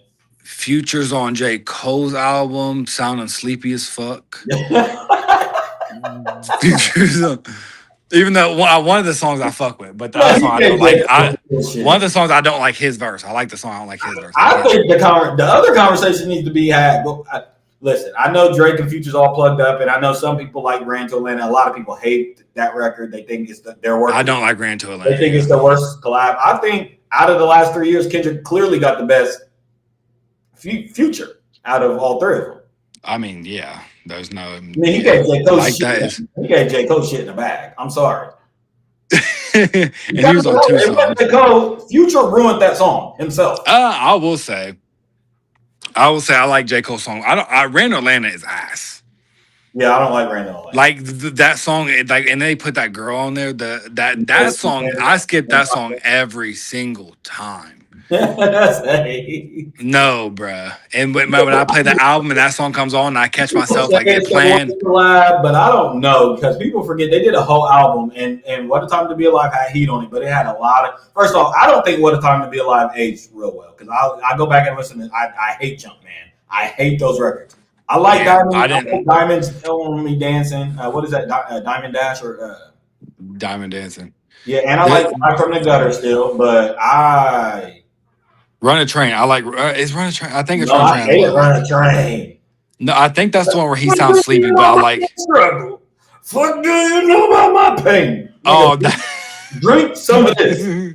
Drink some water, nigga. It's driving me crazy. But no, listen, guys. Future's in the midst of his rollout. Like Hunter said, I think he just gets all the passes in the world. People accuse. I just got beef. First off, I just want to be so done. Kendrick and Drake clearly broke hip hop and ruined it. The Stan Wars are super fucking annoying. Everybody's so annoyed. Y'all are so annoying. This beef is so annoying. You got people like Hunter checking out. Like that, we don't even want updates on what's going on because it's so annoying, right? Sure don't. And I think Future's a part of it, but he's getting a pass. And here he is rolling out an album.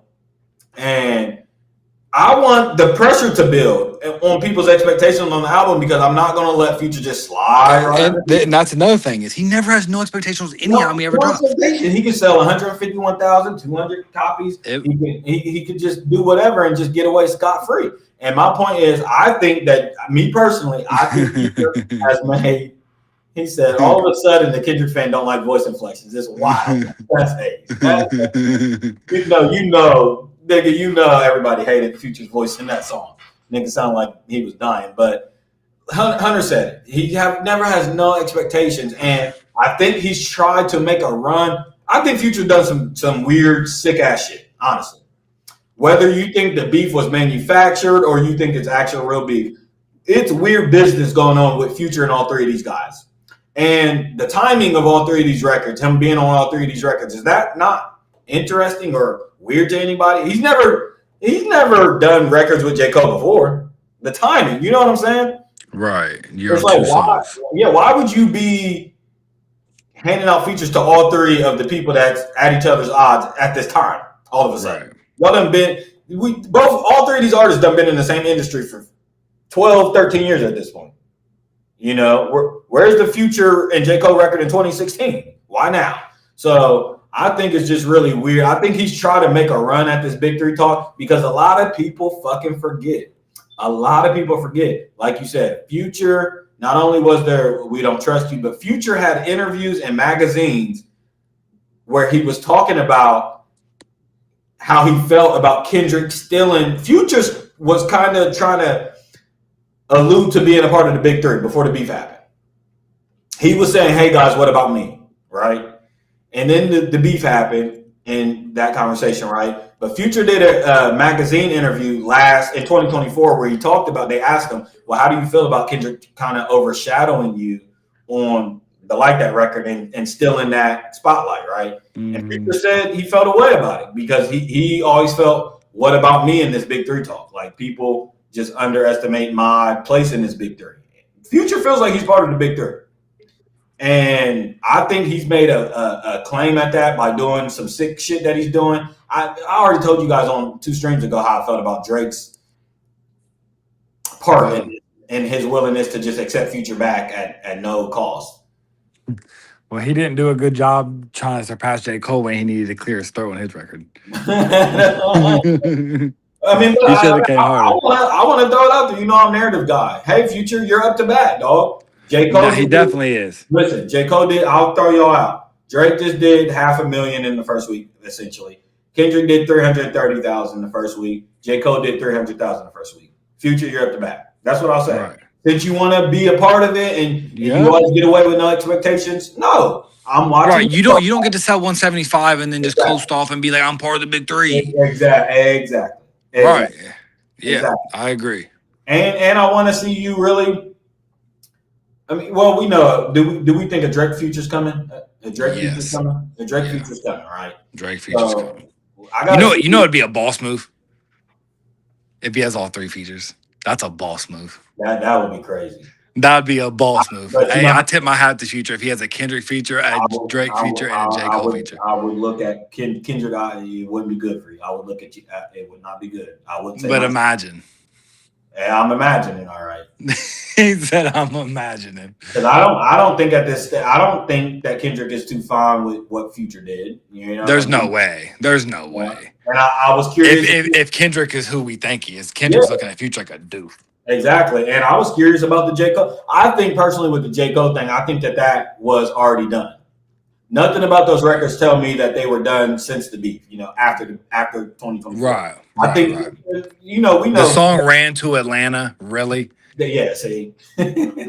Like, really? Yeah. That's crazy. It's crazy. And Future's nasty. I mean, but he gets off. This is what he does. I think he's the toxic king. I think you've brought up for years. But at what point are we going to call it lame? At what point are we going to call you being 45 years old and saying I'm legally changing my name to my age to 25 lame? My point was we don't let Drake get away with it. That was everybody's critique with Drake the last 5 years, right? Future is way lamer than Drake, if you ask me. Like the shit that he does. Bro, I mean, I'm talking about you make a case of like the Russell Wilson shit, him having 10 kids. He don't take care of his kids for real. Him coming out there trying to legally change his age like that. His whole like the haircut was awful. That I hate this aura Future right now. Now don't get me wrong, Future has had swag eras. This era is horrible. This is my least favorite Future era right now. This blonde short fro. It's like it's almost giving gay. I don't know. Yeah, I don't know what. Like, does he have his fingernails painted? No, he better not. That's why I respect Future. Where he's still the king of Atlanta, and I like the way Future operates in that scene. He doesn't like Future hasn't tapped in with the stringers. You know what I'm saying? Future's still a star. That's true. Future hasn't. He don't shake his ass all the way. That's true. He never has. That's true. The party always goes to Future. I will say that Future really don't go to niggas. Right. you know, and Future has his own motion. He's Future. He's Future Hendrix. Yeah, he's Future fucking Hendrix. So I respect him in that sense. But like I said, I'm watching this closely, and the thing is, we're both apt to be wrong. Future might have some fucking heat. Future could have the album of the year. You never know with Future. It could be Future could have some motherfucking heat on that shit.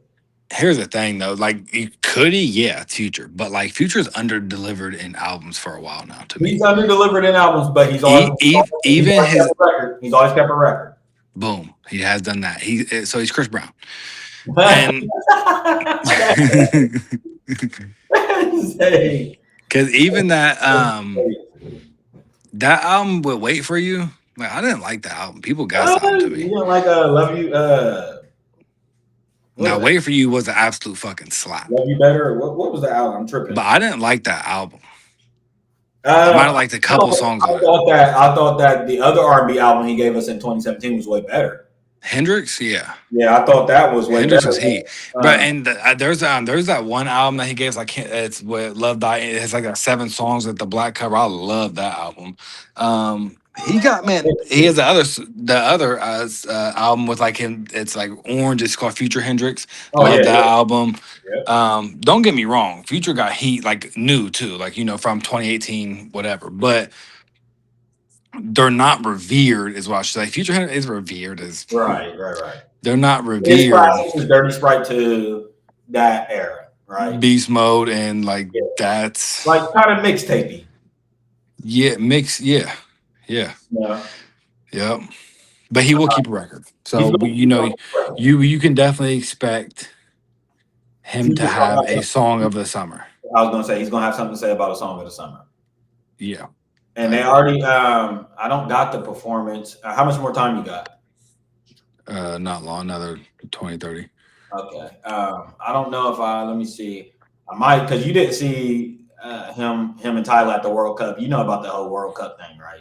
I mean, I know he performed and shit. I heard you and Shane talking about it and see the performance. It was horrible. I won't even play it. Let me see here. Let me see what else we got. You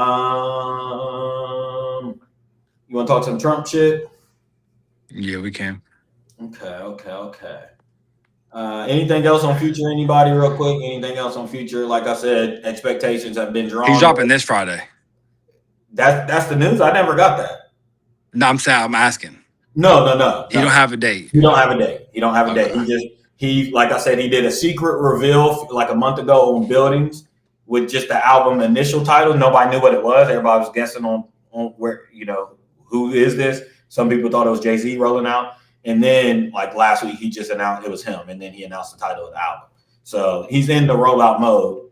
Right. We just don't got a date yet, but he's coming. I'm sure he's coming. And apparently there's a record on there called Jet to Toronto. So everybody's assuming that's the Drake feature, right? Right, that makes sense. And they might have a heater. I don't know. You know, it's funny, real quick. I was just thinking about this the other day. Remember in I think it was 19. It couldn't have been past 2020. It might have been 2020, 2019 when we lived in Northridge. Remember we got in an argument about Future? No, about you saying Frank Ocean was dropping. Yes. And like now, that was already 9 years ago. I was just thinking like that was sick. Cause I was thinking about Frank Ocean about how he still hasn't dropped, and I was like, damn, me and Stephen got in that argument 6 years ago, and he still hasn't dropped. And at that time we got in the argument, it was only 4 years. It was only 4 years since he dropped. It was a big fucking deal. And that's what I'm saying. And I was just thinking, like, he hasn't dropped an album in 10 years. And, like, at this point, I ain't listening regardless. See, you're really like that. At this point, he can go to hell. You're really like that. And I wish I could be. Nah, I'll listen. But I won't. I'll listen in like a week. Yeah, you won't rush to listen. Yeah, I won't rush to listen. Unless like it would just depend. On how you because it would just depend. Because the thing is, he's a type to just like drop it. He's the type to just wake up and be like, bro, there's a new Frank Ocean album out. Exactly, and then still going about his day and never and do it again. Right. But it would have to, because you couldn't be the one to say it was fire. It would have to be like Shane because Khalil's too much of a fan too. Right. So it would literally have to be like Shane, like nah. Would it affect it if you seen him trying to sell shit? Because you know that because he's boom. If he's trying to scale, that's what it is. If he's selling anything attached to it, if he's selling, I don't give a fuck what it is. Yeah, man. I swear to God, Frank, you a nasty nigga for that. I promise you, bro. I've been checked out. I've been checked out. I don't anticipate him for the. Nah, you've been checked out for the last about 4 years. Probably. Been about 4 years. Because then he dropped that little care package in 2020. You was like, he's coming. Yeah. He's dropping. And then remember he dropped. Remember he dropped like the fake album, had like the songs that had like the. Yeah. He got fucking cold feet again, and that's the thing. Like I told y'all, bro. Like artists, like. I really feel it because I've canceled streams before because I got too hot and I built the anticipation too much. Not like a million people's watching, right? But to where you run away from it, right? You could build it out. His pressure right now, dog, it's impossible. It's impossible. It's impossible. He could drop an A album and it's not good enough. That's not good enough. And because here's the thing with him is your last album was Blonde. Yeah. Like, even if he would have dropped in 2018, it would have been like hard to follow up. You already had it's going to be hard to follow up of Blonde regardless. Like that just alone. Yep. Then you put 10 years of pressure on top of that. It's like, dog, you're toast. You're toast. You might as well Lauryn Hill it at this point. That's what I think he's doing. I've been saying the last couple years, I think he's just scared now. I think he's had 2 or 3 albums worth of material. Yeah, and he's rolled out twice. He's rolled out at least twice. Like literally started. I know, yeah, for sure. When he dropped that care package with with little mannerisms and stuff. Each one was supposed to be a song. Yeah, fact. But what's the song? In my room. Yeah. DHL. He had a couple fire songs. DHL. Yeah. Had a couple fucking fire songs. Man, I don't even want to go. Man, Frank, come back, bro. Like just. And like Hunter said, just drop it out of the sky. I don't even want to see. Don't build. You don't want to anticipate, right? You don't let you down and get your hopes up. And I just can't do it. I just can't do it. You're 30 now. I really don't even care. I'll just literally wait. I'll ignore everything until the album is fucking in my hand. What about while we're talking about anticipation, real quick? What about Jordan Peele? Oh, I'm glad you brought that up. I wouldn't have touched on it. Go ahead, lead on it. What'd you see? What was the news? What was the news? That he has a new screenplay and or a new screening is done that he has, and casting will begin next month. So he is officially, supposedly, because we've heard this before, right? Sure have. Because this is what we heard with him at the early stages. And we heard this with another movie that was a spinoff on Under the Stairs, whatever it's called. That turned out then he ended up dropping it a few months later. So we'll see, man. I got a few questions for you. Go ahead. That's good. I called his ass out and I did come what's up. Ryan Coogler's up. And we covered Jordan Peele on here before. Everybody knows Shane's probably going to get ready to drop his hate. Soon, I'm sure. Ryan Coogler's up. Sinner just rocked the world last year. So do you? And now he sees Obsession. He's jealous. He's jealous. Ryan Coogler just rocked it now. This new horror director. I ain't gonna lie, Jordan Peele. They snatching your cookies, nigga. They snatch your horror cookies. They snatch your horror cookies. Get out, who? They really did, because they took your avenue and they're running with it, dog. A24, all of them, all the independent filmmakers, they're killing horror right now. Did you see what's the new Leviticus? Not Leviticus, there's another one. Holcomb, there's another one. Holcomb has been out for a few months now, but that got good ratings. Leviticus hasn't came out yet, but that got good ratings too. Yeah, I'm seeing like 95%, but I want you to talk about that too, because the Rotten Tomatoes, I know y'all's getting paid now at this point. Ain't no damn way. There's no damn way. I understand that the horror genre. Horror's been good, man. I know, but come on, these films all starting off at 95%.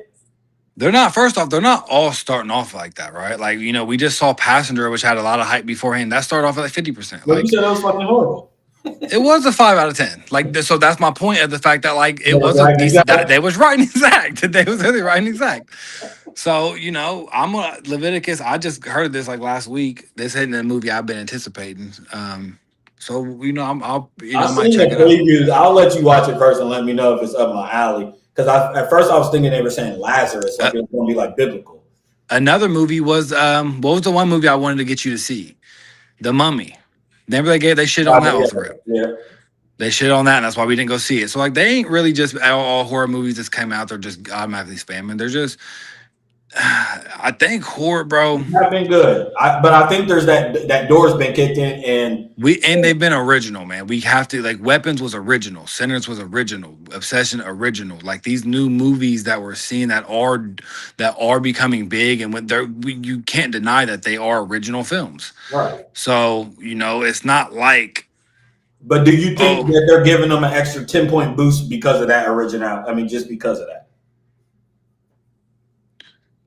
maybe, but at this point where we're at with how the last 20 years have been with movies, I think that they might deserve a 10-point boost for originality. Just to push it. I'm saying shit's been so redone and remade, and movies have That's true. like I think that What you give? Talk to me a 90%, a 9 out of 10. no, I think I gave it an 8 out of 10. And then Obsession's a 9 out of 10, right? I'm trying to think of some other. Sessions like a 9.5 out of 10. What's the other one? The goated one that I'm. Sinners, Weapons, No, the one that I don't like necessarily, but it's Hereditary. Hereditary. Yeah, I went back and watched my review, and like I said, that's one of them I need to rewatch because I think I gave that like a 7.5, 8 out of 10 on my first watch. Damn, did you? Yeah, I think so. I didn't know that. But here's the thing.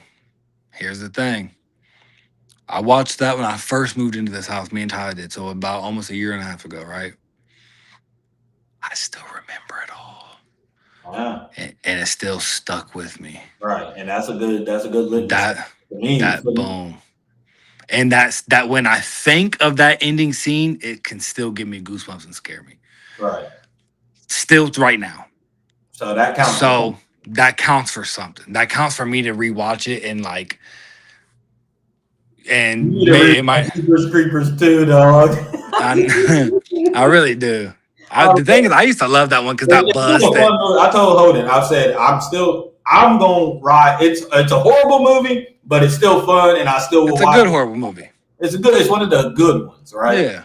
But I rewatched it with a different eye yesterday, and I go, God, I don't remember it being produced. It was like just certain little shit was bothering me big time. But real quick, Jordan Peele, you said he's announcing casting. Is that a normal thing? Do we get casting before we get? Yeah, that's normal. Yeah, that's been a newer thing in the past like 5 years, but that's normal. But it's like a reveal. It's not like he don't got the movie worked out. Clearly, hasn't worked out, right? He knows the title. He knows the name. He's just not. Yeah, he just don't have the actors yet, and the actors haven't signed on yet. Like we just with the Odyssey, it was the same thing. And it's maybe because I just follow so many movie sites to where it's like. Maybe it's just like a niche thing to where they just always have known. But yeah, like any big movie that we've seen, I always know when like any big movie that's being created, they'll always do this. So this is. I just feel bad because y'all have done a great job at creating this pressure behind Jordan Peele, and I think he's going to suffer from the Frank Ocean thing. I think he's going to keep getting blue balls. That's my personal belief.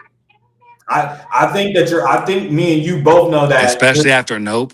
I think me and you both know that there's been at least 2 movies where he wrote it out like it was his, and then later on try to just attach it as what was it that he was the executive producer? He was the executive producer, yeah, and they both flopped. There was actually Candyman was horrible.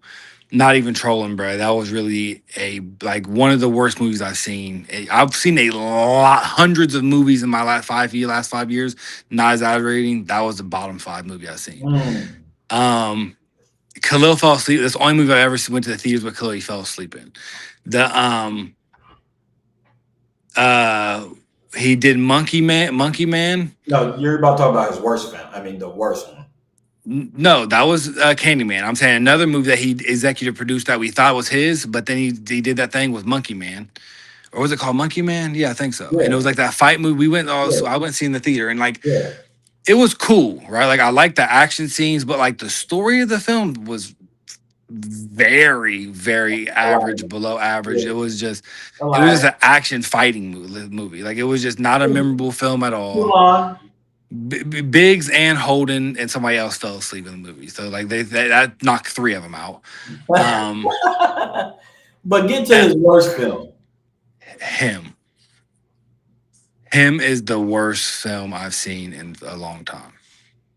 And Jordan Peele, the thing is, I think white Twitter neutralized you, bro. You are not going to be able to do victim white people. But I literally saw a tweet today where they quoted. They said, He said, Jordan Peele on his way to drop How White People Are Evil for. I'm like, like, I mean, I'm all for it, right? Like, cool. If it's good, give it right, to me. But Sinners like, did it good. Sinners probably is going to be the last one to sneak that off. I think that's yeah, done. That yeah, done. right.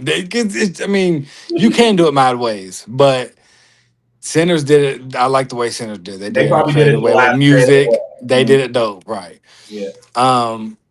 They did it in the Clive Davis way. Yeah. The Real shit. the Jordan Peele. I don't know where he turns. I want your prediction on what kind of film are we getting. I don't know where he turns. I really don't know what kind of film he gives us. I think he could do sci-fi better.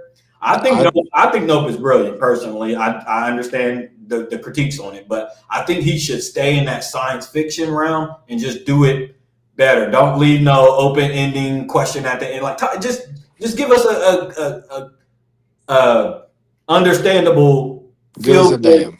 Yeah, exactly. Right. Exactly. See, I kind of think that he goes left, and he might go back to like his roots and go to comedy or something. I thought that too, but I God, think that like think about it, right? we would have to start rolling that out right now and start getting us prepared. He can't surprise us with that. Comedy, yeah, he could. He has that star power in directing. He definitely could.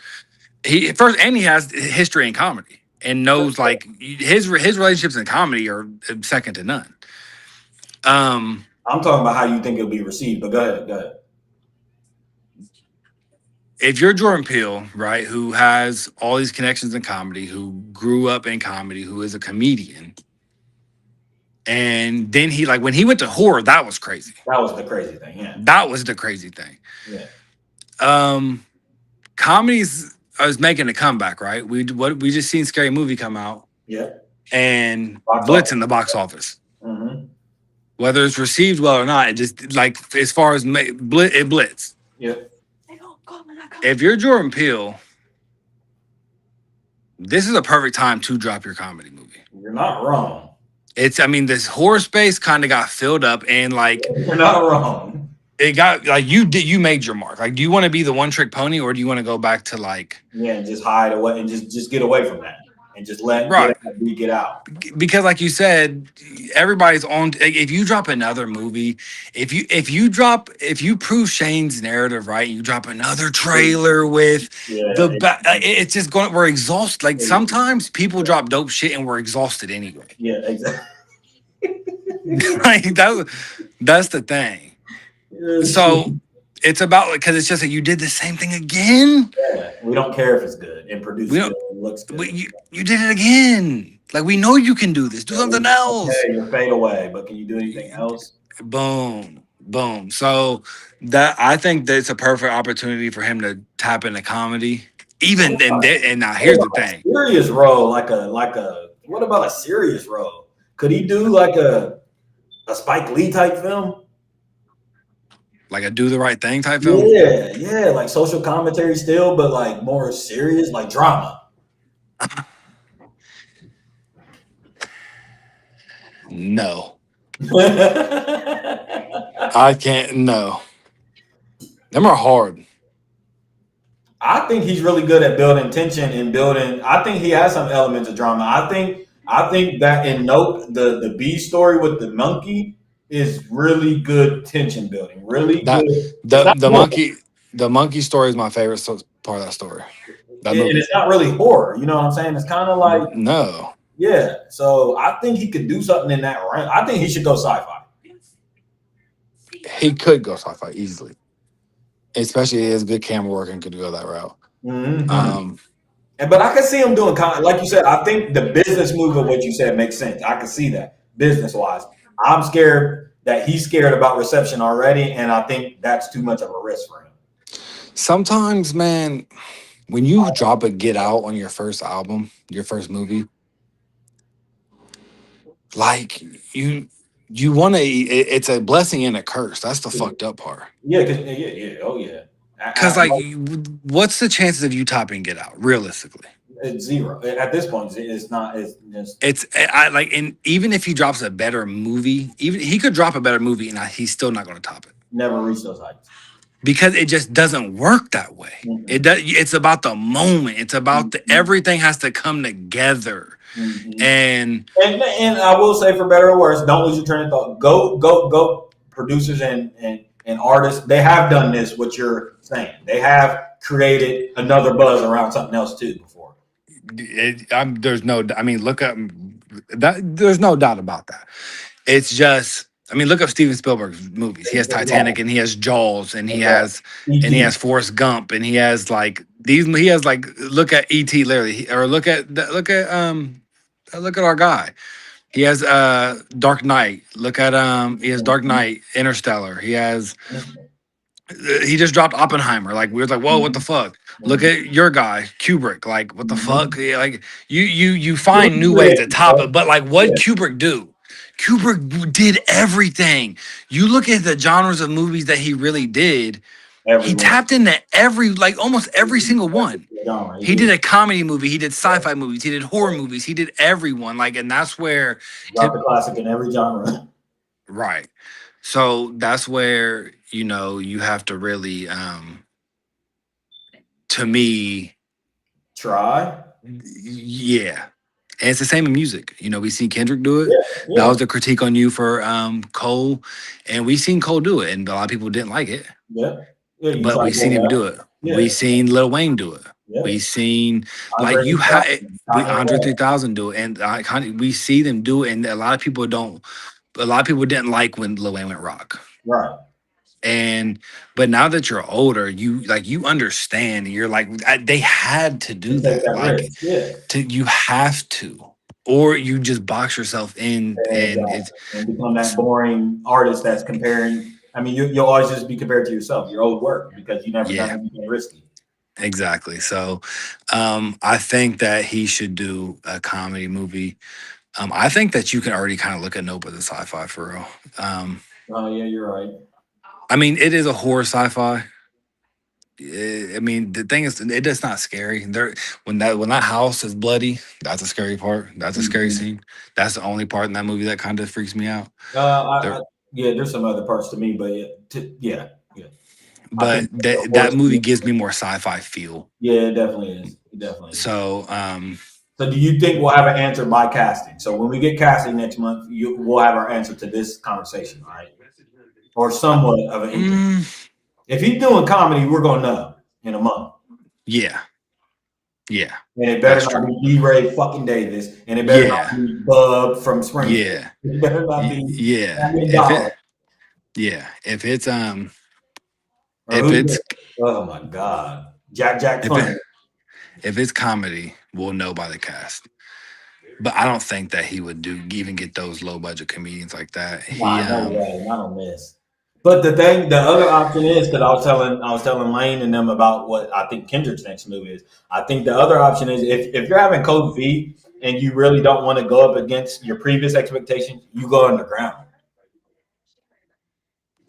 What do you mean? He could drop a super low budget fucking movie just to get the pressure off his back. I thought you was going to say earlier, sometimes when you have a Get Out, or sometimes when you have a miseducation, you just need to drop a flop. You just need to get out from under that expectation. So drop 2 or 3 undercover albums, not literally undercover, but like lesser albums, just so you can set a new precedent for yourself. You know what I mean? That sounds good. I know what you're saying, and that sounds good to the person not doing it. Right. Right. You know what I'm saying? Like, imagine you being the artist and someone is saying, like, well, just drop the flop. And you're like, what do you mean? Well, Like, I don't. okay. Remember you said that we think Frank would just drop out of nowhere? And Shane said that's a cop out. But no, artists do. I'll be peeping. Artists do this all the time. I think Kendrick did it. I think Kendrick dropping GNX as a surprise was a cop out because now you can use it was a surprise drop versus everybody's focused on what Kendrick's next project. What numbers is it going to do? They're in this whole battle, right? What numbers is it going to do? So your best bet is to go underground and completely sabotage that conversation by saying, "Nigga, I just went underground and dropped it out of nowhere on a Tuesday. It didn't even get full day track." You know what I'm saying? You can always. You can't do that in movies though. Too much is involved. You don't think you can just drop a surprise? Not a surprise. There ain't no surprise movies like that. Too much goes into producing and production, and like too much like paparazzi surprise these actors. Like there'd be too. It doesn't work that way. An album, an artist and a producer can that you can make music by yourself and not get by movies. You've never heard of a surprise movie. Too many people's involved. Yeah, too many exactly. There's way too many people involved. There's hundreds of people that create a movie. Like you never heard of a surprise drop movie. That's not a thing. I just think his expectations, man. And the thing is now, the longer he waits, it's not definitely. And unfortunately, he really dropped the ball because now Ryan Coogler's on your ass. Your next movie does get compared to Sinners. Yeah. And Curry is on your next movie does get compared to Obsession, sadly. Yeah. Like Obsession is the biggest movie this year. So far. Really? By a lot. Now, obviously, we got in the horror genre, right? In the horror genre. In the horror genre. Hold on. Shane said this nigga is not an artist. Everything he's done is rendition of someone else's shit. He's more Milli Vanilli than he is Kanye. What the fuck? The jig is up. I told you what Dave said. I mean, hey Shane, I'm having egg on my face as the calendar turns. I'm having egg on my face. What's funny is Shane told us that when Dave told him at the bank early on, that Dave told him that. And then when I don't know why. This is what annoys me. Are we really breaking news? Right. I don't know why. When me and you got into that argument about Gambino stuff, and I was even saying Atlanta, I don't know why I didn't bring that up. I never brought up, well, Dave called him a chick. No, that's what he does. Dave Chappelle says Jordan Peele is a fraud. Confirmed. And let me ask you this. I think I know the answer. Do you think he's funny? Jordan Peele? Yeah. Hell no, I don't think that type of shit. That's what I'm saying. I don't need I never like Key Peele. So, but he's smart enough. He would not do one of those sketch. He would not do that in a movie. No way. Not skit. He wouldn't do skits. Like we said, he's neutralized. I don't think he could do a black film again. I think they neutralized him. I don't think he can do that. I'm saying I think if he makes a comedy movie, he's not making your comedy movie. You think it's gonna be like slapstick? No, not necessarily slapstick, but I don't think it'd be creative. Like, no, I think that he has proven because he's done other shit than Key and Peele, and that's what type of comedy he is. I've seen parts of his TikTok, parts of his stand-up. That's what he's like. That's what he is. His funny. That's who he's been his entire life. Right. Like you don't make a couple serious movies and then your whole entire personality and humor changes. Right. You know what I mean? Like if you're going to make a comedy movie, you're going to go off of your humor for your 50 years that you've been. You know what I'm saying? Yeah. So now I'm not saying it's going to be a scary movie or slapstick like Adam Sandler, but I don't think it's going to be creative or even like Pineapple Express funny. Like even like shit that'll make you laugh. I don't think so. So you're predicting or you're just saying the style. Yeah, I'm saying if he makes a comedy, I don't think you enjoy it. Let me get this is my take. My hot take is you don't like Jordan Peele's next movie. That's my hot take. And I haven't not liked one of his films. And you've actually loved all his films. I've loved all three. You loved all three. And to be fair, I've loved two of his films and enjoyed the third one very much. I mean, all his films got it He over doesn't 8 have out a of 10 bad for film. me. He doesn't have a He bad don't he don't have a not good film. Yeah. All his films are good. So Yeah. I mean, And you one is know, great. One is absolutely great. and one is an all-time classic. So Yeah. Well, I we'll mean see. that right there, 3 for 3 on films. But in movie land, it's been 7 years, 8 years. No, only 4. 4. Oh no, I thought yeah. It's been 4 years. I was thinking of Us. It's been 4 years, but this movie realistically won't come out till 2 or 3 years. 2 or 3 years, and we Just were say 2. and we yeah, let's say 2. So 2028, and we were promised he was already 2 or 3. when exactly when he was doing Nope, he was allegedly already had shit in the pipeline. He was supposed to be coming at us at rapid speed. Right. That was the plan. And so you went on a 6-year break when we've done seen, like we've seen all these directors push shit out. It'd be one thing if it was like, I think Nolan's going on his third film since that time. yeah. Yep. Now, how in the fuck am I on this? This is my podcast. So Seven's laptop died. Now I'm rolling. Really? Well, that was a